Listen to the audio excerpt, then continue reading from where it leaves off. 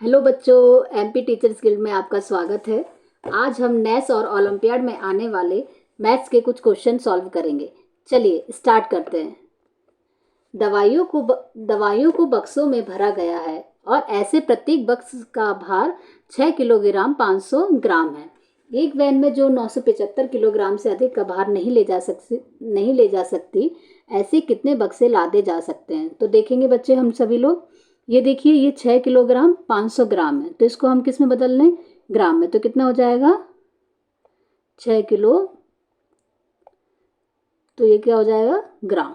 ठीक है, इसको हमने ग्राम में बदल लिया। ठीक है, अब इसको भी हम बदलते हैं। 975 को 975, तो 1 किलो में कितने ग्राम होते हैं? 1 किलो में 1000 ग्राम होते हैं। ठीक है, तो कितने हो जाएंगे? इसमें कितने जीरो लग जाएंगे? 3 जीरो। तो हमसे क्या बोल रहे हैं? अब एक बैन में इससे अधिक भार नहीं ले जा सकते। किससे अधिक? इस वाले से। ठीक है, इससे अधिक भार नहीं ले जा सकते। और एक एक बक्से में कितना भर सकते हैं अपन? 6500 ग्राम। ठीक है, ग्राम में क्यों बदला? ये भी ग्राम में होगा और ये भी ग्राम में होगा, तो ग्राम में दोनों चीजें एक ही यूनिट में होनी चाहिए। ठीक है, जीरो से जीरो कट कर देंगे, जीरो से जीरो कट कर देंगे। कितना कितना हो जाएगा? 9,750 और इसको जब हम काटेंगे, भाग देंगे, तो कितना आंसर आ जाएगा हमारा? 150। ठीक है, तो इसका आंसर हमारा कितना हो जाएगा? 150। ठीक है, चलिए नेक्स्ट क्वेश्चन की तरफ आगे चलते हैं हम। सोनू के पास 25,632 थे। कितने रुपए हैं? 25,632। उसने 20 मोबाइल खरीदने का ऑर्डर दिया और प्रत्येक मोबाइल का मूल्य कितना है? 1275 रुपये था। ठीक है, तो अब इस खरीदारी के पास उसके पास कितनी शेष राशि रह जाएगी? तो सोनू के पास रुपए कितने हैं? कितने रुपए हैं सोनू के पास? 25,632 रुपये हैं। ठीक है, और उसने 20 मोबाइल खरीदने का ऑर्डर दिया, तो एक मोबाइल कितने का है? 1275 का है। तो 20 मोबाइल कितने के आएंगे? तो बताइए बेटा, गुणा करिए सभी लोग अपनी अपनी कॉपी में। जीरो से करेंगे तो सब संख्याएं कितनी हो जाएंगी? 0 0 0 0। ठीक है, मल्टीप्लाई। 2 का 5 से करेंगे 2 पंचे 10, 1 हासिल।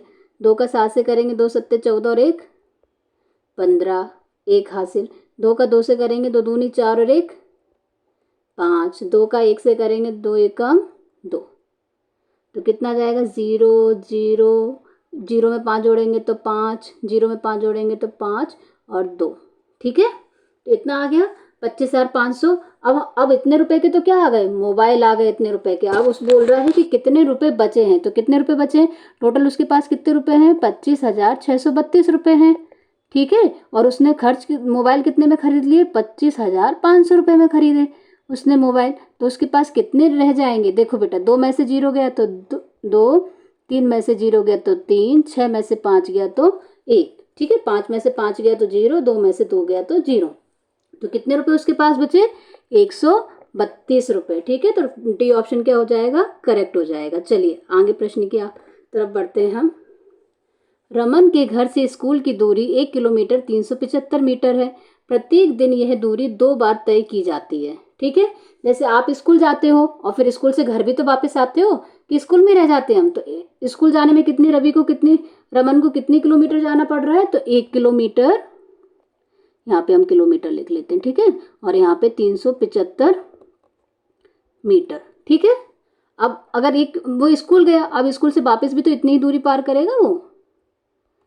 ठीक है, जैसे आप लोग स्कूल जाते हो फिर स्कूल से वापस आते हो, तो एक समान दूरी रहती है ना, तो इनको जोड़ दो। 5 5 10, 7 7 14 और 1 15, 3 3 6 और 1 कैरी बचेगी तो 7, और ये इतना। तो उसको दोनों साइड से कितनी दूरी तय करनी पड़ रही है? 2 किलोमीटर 750 मीटर।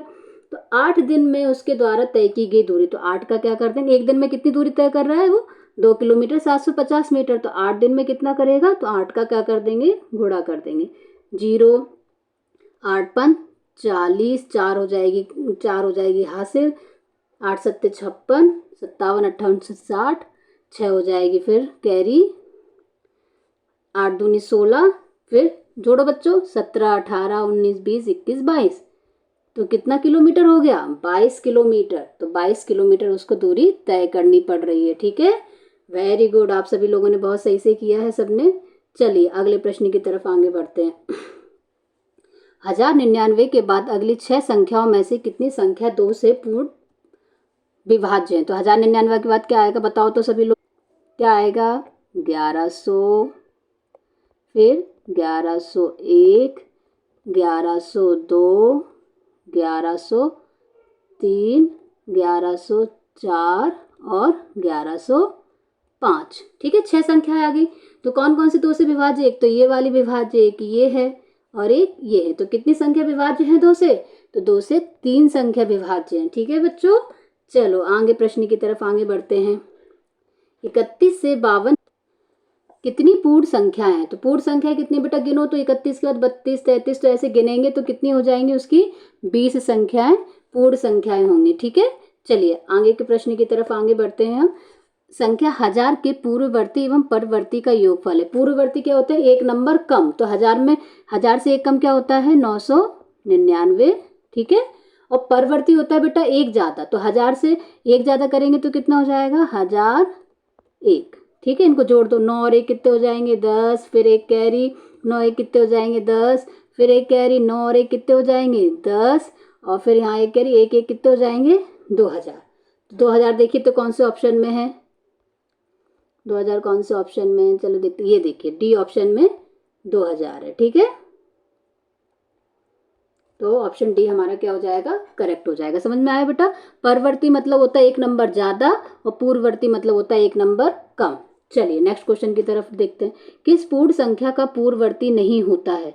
तो पूर्ण संख्या कौन सी संख्याएं होती हैं? पूर्ण संख्याएं 0 से लेकर अनंत तक की संख्याएं, जैसे 0 1 2 3 इस प्रकार की जो भी संख्याएं होंगी वो कौन सी संख्या होती हैं? पूर्ण संख्याएं होती हैं। ठीक है, और प्राकृतिक संख्याएं कौन सी होती है? तो प्राकृतिक संख्याएं होती हैं 1 2 3 4, वो 0 से स्टार्ट नहीं होती प्राकृतिक संख्याएं। ठीक है, तो यही अंतर है प्राकृतिक संख्या और पूर्ण संख्या में। पूर्ण संख्या कहाँ से स्टार्ट होगी? 0 से स्टार्ट होगी। तो पूर्ण संख्या का पूर्ववर्ती नहीं होता। तो 0 सबसे पहली संख्या है तो उसका पूर्ववर्ती नहीं होता है, उससे कम नहीं होता है। ठीक है, चलिए आगे प्रश्न की तरफ आगे बढ़ते हैं। वह संख्या जिसके सभी गुणनखंडों का योग उस संख्या का दुगना हो। ठीक है, तो वह संख्या कहलाती है। तो वह संख्या कौन सी कहलाती है? संपूर्ण संख्या कहलाती है। ठीक है, अब नेक्स्ट क्वेश्चन बढ़ते हैं। 1 से 100 के बीच लगातार क्रम 7 भाज्य संख्याओं के कितने समूह होते हैं? तो 1 से 100 तक जो भाज्य संख्या क्या होते हैं? जिनके 2 से ज्यादा गुणनखंड होते हैं। तो बेटा कौन सी संख्या? एक ग्रुप है 1 से 100 तक का। तो कहाँ से स्टार्ट? देखो 90, 91, 92, 93, 94, 95, 96, ये लगातार 7 संख्या ऐसी हैं जो लगातार कैसी हैं? भाज्य संख्या। तो कितना समूह है? तो सिर्फ एक ही समूह है उसका। ठीक है, 1 से 100 तक के बीच में। 15 से छोटी कुल अभाज्य संख्या बताइए। अब देखो ध्यान से बच्चे, सभी लोग ध्यान से देखेंगे इस क्वेश्चन को। अभाज्य संख्याएं कौन होती हैं? वे संख्याएं जिनका सिर्फ वे संख्याएं कौन सी संख्या है? जो सिर्फ खुद से और एक से जिनका गुणनखंड कितना हो? जिनका गुणनखंड स्वयं से, तो वो स्वयं से विभाजित होती हो या वो एक से विभाजित होती है। जैसे सबसे छोटी अभाज्य संख्या कौन सी है? तो 2। ठीक है, फिर उसके बाद 3। अब देखो 3 किसी के पहाड़े में आता है क्या? नहीं आता। 3 किसके पहाड़े में आता है? या तो खुद के पहाड़े में आएगा या तो एक के पहाड़े में आएगा। समझ में आया? अभाज्य संख्या वे संख्याएं होती है जो सिर्फ और खुद के पहाड़े में आती हैं। समझ में आया ना? तो कौन कौन से? अब 3 का देखो 4 तो 2 के पहाड़े में भी आता है और 4 के पहाड़े में भी आता है। तो ये कौन सी संख्या नहीं है? अभाज्य संख्या नहीं है। ठीक है, तो फिर उसके बाद 5, फिर 6 तो नहीं, 6 तो 2 के पहाड़े में आता है, 3 के पहाड़े में, तो ये अभाज्य संख्या नहीं है। इसके बाद 7, फिर 11 और फिर 13। समझ में आया ना? अभाज्य संख्या वे संख्याएं होती हैं जो सिर्फ स्वयं के पहाड़े में आती हैं। वे संख्या कौन सी कहलाएंगी? अभाज्य संख्या। सरल भाषा में इसको ऐसे समझ सकते हैं। ठीक है, तो कितनी संख्या है? 1 1 2 3 4 5 6। तो कितनी संख्या हो जाएंगी? 6। ठीक है, चलिए अगले प्रश्न की तरफ आगे बढ़ते हैं हम। 6 और 28 है। तो 6 और 28 क्या है? 6 और 28 भाज्य संख्याएं भी हैं, सम संख्या भी दिख रही है तुमको, और संपूर्ण संख्या। ठीक है, तो मैंने अभी बताया था भाज्य संख्या जिनके 2 से अधिक गुणनखंड होते हैं, और अभाज्य संख्या जिनका सिर्फ एक ही गुणनखंड होता है, वो स्वयं एक या तो एक से कटेंगी या तो फिर स्वयं से कटती है। ठीक है, और संपूर्ण संख्या मैंने अभी बताया आपको जिनके गुणनखंड उनके दुगने होते हैं, वो कौन सी संख्या कहलाती है? संपूर्ण संख्या कहलाती है। और सम संख्या जो 2 से विभाजित हो जाए। ठीक है, तो इसका आंसर क्या हो जाएगा? डी ऑप्शन, डी ऑप्शन इसका सही हो जाएगा। ठीक है, अगला देखिए, संख्या 5 के प्रथम 4 गुणजों का योगफल है। तो प्रथम 4 गुणज कौन से हैं? 5 का पहाड़ा पढ़ो, 5 एकम 5 प्लस 5 दूनी 10 प्लस 5 तिया 15 और प्लस 5 चौको 20। इनका योगफल, योगफल मतलब प्लस कितना है? देखो 5 और 10 कितने हो जाएंगे? 15, 15 और 15 30, 30 और 20 50। तो हमारा आंसर क्या आ जाएगा? 50। ठीक है, चलो आगे बढ़ते हैं हम।